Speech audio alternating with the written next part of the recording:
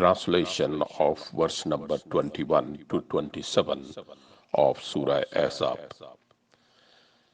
Bismillahir Rahmanir Rahim. There was indeed the best model for you in the Messenger of Allah for every such person who looks forward to Allah and the last day and remembers Allah much. And when the true believers at that time saw the invading hosts, they cried out, "This is what Allah and His Messenger had promised us." Allah and His Messenger were absolutely true. This increased them all the more in faith and resignation. There are among the believers those who have been true in their pledge to Allah. Some one of them has fulfilled his vow, and some other is waiting for it.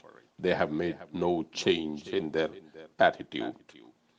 All this happened so that Allah may reward the truthful for their truthfulness and punish the hypocrites or accept their repentance as He will.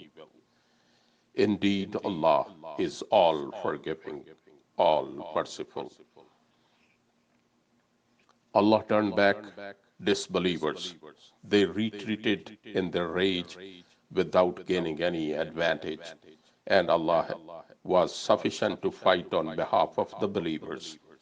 Allah is all powerful, almighty.